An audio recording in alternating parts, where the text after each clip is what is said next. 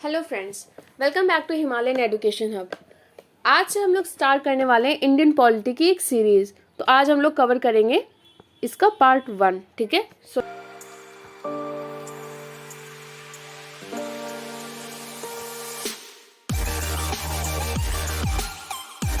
Let's begin. The first session of constituent assembly took place on which of the following dates. किसका? Constituent assembly का जो first session होता है वो कब होता है? ये होता है 9 to 23 ऑफ दिसंबर 1946 में। एंड ये होता कहाँ पर है? ये होता है कॉन्स्टिट्यूशन हॉल में।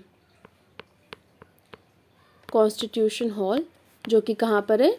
ये है न्यू दिल्ली के अंदर। ठीक है। एंड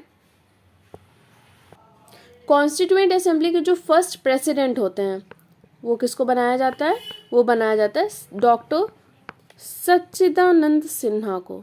किसको बनाया जाता है? डॉक्टर सच्चिदानंद सिन्हा जी को। ठीक है।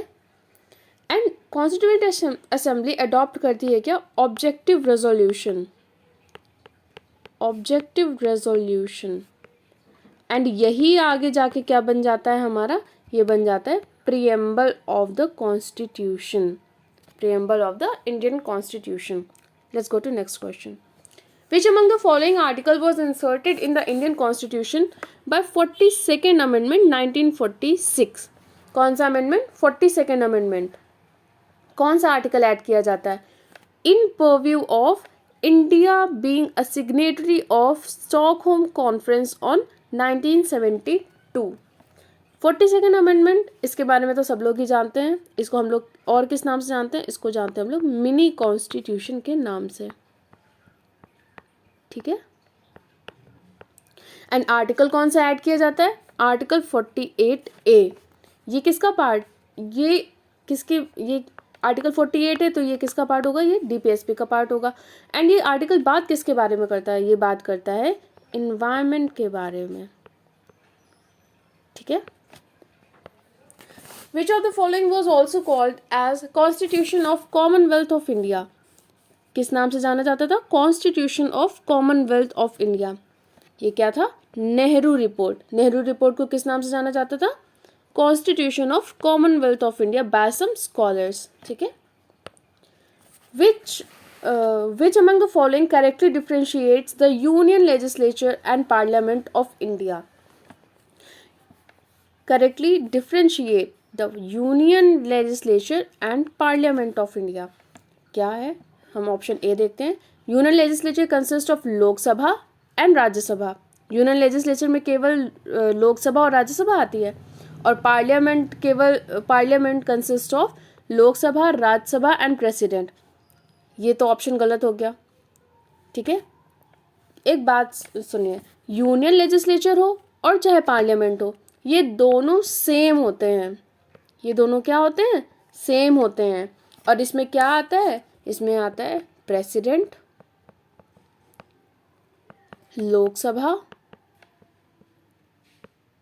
एंड राज्यसभा। ठीक है। तो चाहे हम लोग बात करें पार्लियामेंट की या फिर बात करें हम लोग यूनियन लेजिस्लेचर की, ये दोनों एक ही चीज है। ठीक है। Which among the following article of the Constitution of India says that all public places are open to all citizens? Means, which among the following article of the Constitution of India says that all public places are open to all citizens? ये पहली बात तो ये किसका part हो गया?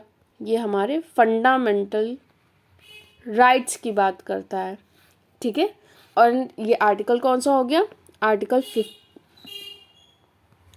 Article 15 का clause 2 हो गया। ठीक है। इसका मतलब ऑप्शन ए सही है हमारा। अब इसमें क्या होता है? इसमें ये होता है बिना किसी भेदभाव के सारी पब्लिक प्लेसेस सबके लिए ओपन है। मींस किसी भी तरह का भेदभाव नहीं किया जाएगा। एंड आर्टिकल नंबर 16 का क्लॉज 2 ये क्या बात करता है? मींस किसी भी race, caste, sex, place of birth, religion के बेसिस पे किसी को भी डिस्क्रिमिनेट नहीं किया जा सकता।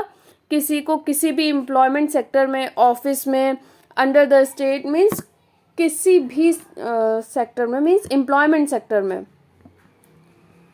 किसमें? एम्प्लॉयमेंट सेक्टर में, चाहे वो ऑफिस में हो या कहीं पे भी हो, किस बेसिस पे, race, caste, sex, place of birth, religion and all, इन सब के बेसिस पे अंडर द स्टेट किसी को भी डिस्क्रिमिनेट नहीं किया जा सकता, मीन्स किसी के साथ भी भेदभाव नहीं किया जा सकता, ठीक है। Which of the following committee made a recommendation that election commission should be a 3-member body? कौन सी कमेटी बनाई गई थी जो कि ये बोलती है, जिसने ये रिकमेंड किया था कि election commission should be a 3-member body? ये कौन सी? ये थी तारकुंडे कमेटी, ठीक है। अब बात करते हैं अशोक मेहता कमेटी की। ये तो हम सबको पता है, ये कौन सी, ये किसकी बात करता है? ये पंचायती राज इससे रिलेटेड है, ठीक। Let's go to next question. Which of the following amendment bill exempted the state of Bihar from the obligation of having a tribal welfare minister? ये कौन सा अमेंडमेंट था? ये था 94th अमेंडमेंट। इसका मतलब क्या है कि मीन्स ट्राइबल वेलफेयर मिनिस्टर होना चाहिए कहाँ पर? बिहार के अंदर। एंड आर्टिकल 164, जो आर्टिकल 164 है, ये क्या बोलता है? ये बोलता है Chhattisgarh, Jharkhand, MP and Orissa that there should be a tribal affairs minister, जिनका एडिशनल चार्ज होगा कि वो लोग बैकवर्ड क्लास और SC ST इनके वेलफेयर के लिए भी काम करेंगे। कौन सा आर्टिकल? आर्टिकल नंबर 164 क्या बोलता है? छत्तीसगढ़, झारखंड, MP, ओडिशा, इनके अंदर एक ट्राइबल अफेयर्स मिनिस्टर होने चाहिए एंड जिनके पास एडिशनल चार्ज होगा कि वो लोग बैकवर्ड और SC ST, जो SC हैं शेड्यूल्ड कास्ट, उनके वेलफेयर के लिए भी काम करेगा, ठीक है। Let's go to next question. Which contingency fund of India has been placed at the disposal of which among the following authorities? The contingency fund, ठीक है। contingency fund आर्टिकल 267, कौन सा आर्टिकल? 267, ठीक है। Of India has been placed at the disposal of which among the following authorities? इसे कौन पैसा निकाल सकता है?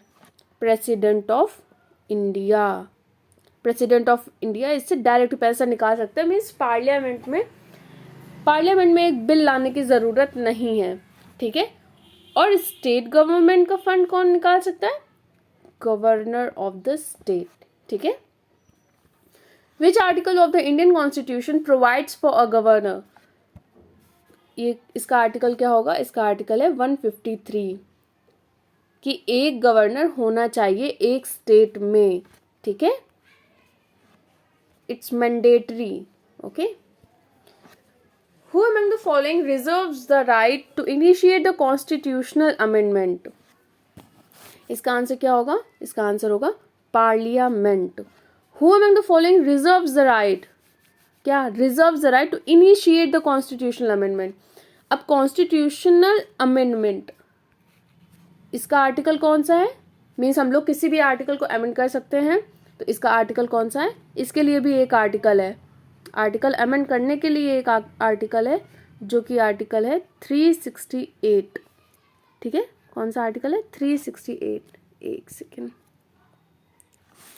ये कौन सा आर्टिकल हो गया? आर्टिकल 368, ठीक है। एंड ये पार्लियामेंट के किसी भी हाउस में, मीन्स लोकसभा हो या राज्यसभा हो, किसी भी हाउस में ये बिल प्रेजेंट किया जा सकता है, ठीक है। Let's go to next question. Okay, so this is it for today, guys. We'll meet in the next video. Till then, thank you and bye bye. If you like the video, please hit the like button and subscribe our channel. Thank you.